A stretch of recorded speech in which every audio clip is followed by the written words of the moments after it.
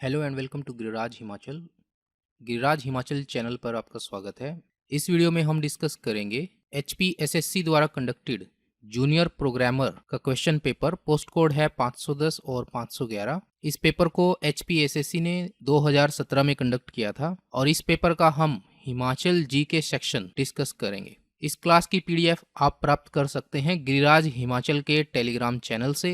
Link आपको ये मिल जाएगा बिल्कुल फ्री में। पहला क्वेश्चन है, the Hidimba temple is near. Hidimba मंदिर किसके नज़दीक स्थित है? इस क्वेश्चन का सही आंसर है मनाली। मनाली जो कि कुल्लू जिले के अंतर्गत आता है। आइए मनाली शहर के बारे में कुछ जान लेते हैं। मनाली शहर का नाम मनु के नाम पर पड़ा है। मनाली शब्द का शाब्दिक अर्थ है मनु का निवास स्थान। पौराणिक कथा के मुताबिक जल प्रलय से दुनिया की तबाही के बाद मनुष्य जीवन को दोबारा निर्मित करने के लिए साधु मनु अपने जहाज से यहीं पर उतरे थे। मनाली को देवताओं की घाटी के नाम से भी जाना जाता है। तो this is another important fact और ये एक दो बार एग्जाम में पूछा भी गया है। पुराने मनाली गांव में ऋषि मनु को समर्पित एक अति प्राचीन मंदिर है। तो मनु का मंदिर कहाँ है? मनाली गांव में। ठीक है, यह क्वेश्चन भी पूछा गया है एग्जाम में। नेक्स्ट क्वेश्चन है, the Tons is a feeder of the river. Tons कौन सी नदी की समभरक या फीडर है? टोन्स नदी यमुना नदी की फीडर है। अपना जल यमुना नदी में डालती है। तो इस क्वेश्चन का डी आंसर राइट है। यमुना नदी की अगर बात करें तो यह भारत की एक नदी है और यह गंगा नदी की सबसे बड़ी सहायक नदी है। ठीक है, यमुनोत्री नामक जगह से निकलती है और प्रयाग में गंगा नदी में मिल जाती है। इसकी प्रमुख सहायक नदियों में चंबल, सेंगर, बेतवा और केन उल्लेखनीय है। उद्गम स्थल की बात की जाए तो यमुना का उद्गम स्थल है हिमालय के हिम आच्छादित शृंग बंदरपूछ। ऊंचाई जिसकी है 6200 मीटर और ये 7 से 8 मील उत्तर पश्चिम में स्थित है कालिंद पर्वत। ठीक है, कालिंद पर्वत से निकलती है, इसलिए यमुना को कालिंदजा और कालिंदी भी कहा जाता है। ठीक है, तो यह इंपॉर्टेंट क्वेश्चन भी एग्जाम में आया है। यमुना नदी का दूसरा नाम क्या है? कालिंदी। ठीक है, निकलती कहाँ से है? बंदरपूछ नामक स्थान है, वहां से 7-8 मील दूर उत्तर पश्चिम में कालिंद पर्वत है, वहां से ये निकलती है। ठीक है, question number 163, Junga was the capital of the princely state of. कौन सी राज्य रियासत की राजधानी जुंगा थी? इस क्वेश्चन का सही आंसर है क्योंथल। डी इस क्वेश्चन का राइट आंसर है। इसके अलावा ऑप्शन में दिया है रातेश। रातेश शिमला हिल स्टेट में 26 रियासतें थी और ये इसमें सबसे छोटी रियासत थी। रतेश का एरिया था 2 स्क्वायर माइल। तो यह इंपॉर्टेंट फैक्ट भी आप लोग याद रखेंगे। नेक्स्ट क्वेश्चन है, the dialect spoken in Bilaspur district of Himachal Pradesh is. Himachal Pradesh के बिलासपुर जिले में बोली जाने वाली बोली है कहलूरी। ठीक है, कहलूरी बोली हिमाचल प्रदेश के बिलासपुर जिले में बोली जाती है। बिलासपुर जिले की बात करें तो इसका विलय हिमाचल प्रदेश में हुआ था 1 जुलाई 1954 को। ठीक है, और विलय होने से पहले बिलासपुर था पार्ट सी स्टेट और हिमाचल प्रदेश भी उस वक्त पार्ट सी स्टेट हुआ करता था। नेक्स्ट पेपर जूनियर प्रोग्रामर का ही है, पोस्ट कोड लेकिन है 511। इसमें पहला क्वेश्चन है हिमाचल जीके का, Spiti and Kinnaur are separated from Tibet by. Spiti और किन्नौर इसके द्वारा तिब्बत से पृथक होते हैं। जांस्कर पर्वतमाला जांस्कर रेंज से स्पीति और किन्नौर जिले तिब्बत से अलग होते हैं। इस क्वेश्चन का सी आंसर राइट है। नेक्स्ट है, the river Sutlej enters Bilaspur district at. Sutlej नदी बिलासपुर जिले में कहां से प्रवेश करती है? इस क्वेश्चन का सही आंसर है कसोल। ठीक है, सतलुज नदी बिलासपुर जिले में कसोल से एंटर करती है। आइए सतलुज नदी के बारे में जान लेते हैं। एक तो ये सदा नीरा नदी है। ठीक है, सदा नीरा मतलब इसमें हर वक्त जल रहता है। ठीक है, ऐसा नहीं कि सिर्फ वर्षा ऋतु में इसमें जल रहता हो। सदा बहने वाली नदी है, सदा नीरा है। इसका जो पौराणिक नाम है वो है सतुद्री। यह क्वेश्चन भी एग्जाम में पूछा गया है काफी बार। ठीक है, अच्छा, पंजाब का नाम 5 नदियों के नाम पर पड़ा है, 5 नदियों की वजह से पड़ा है।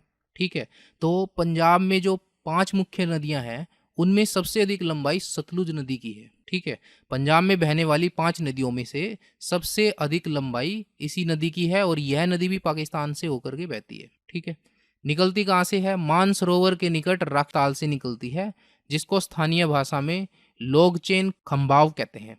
ठीक है, तो यह इंपॉर्टेंट फैक्ट भी आप लोगों को याद रखना है। सतलुज नदी का उद्गम स्थल कहाँ पर है? राखताल से है, मानसरोवर के निकट।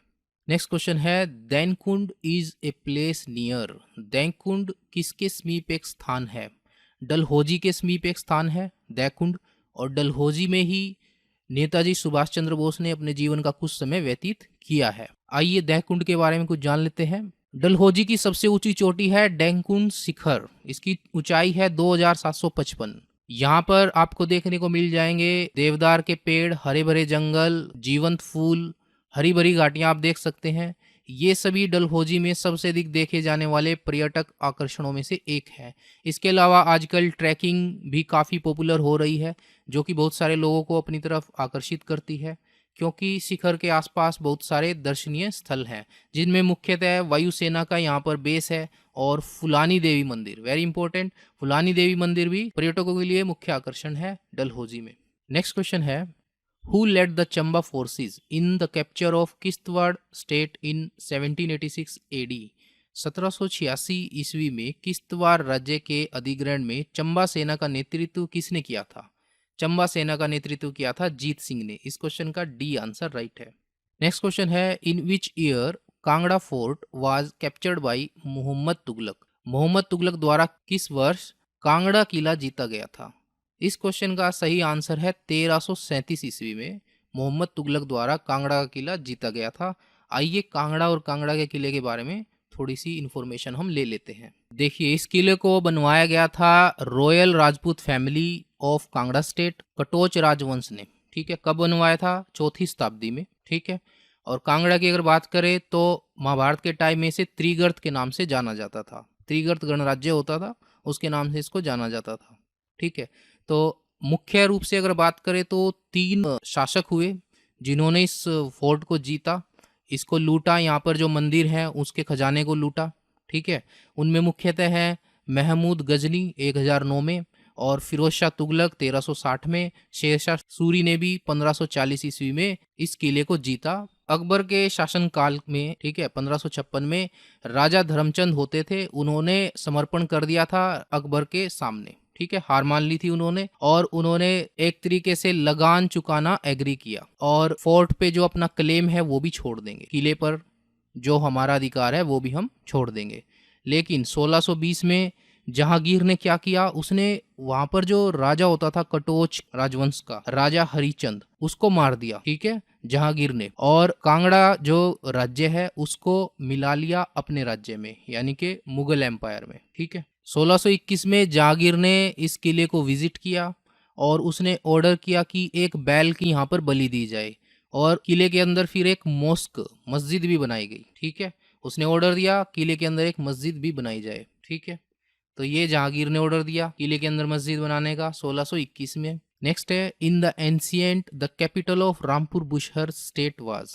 कहता है प्राचीन काल में रामपुर बुशहर राज्य की राजधानी थी, कामरू थी।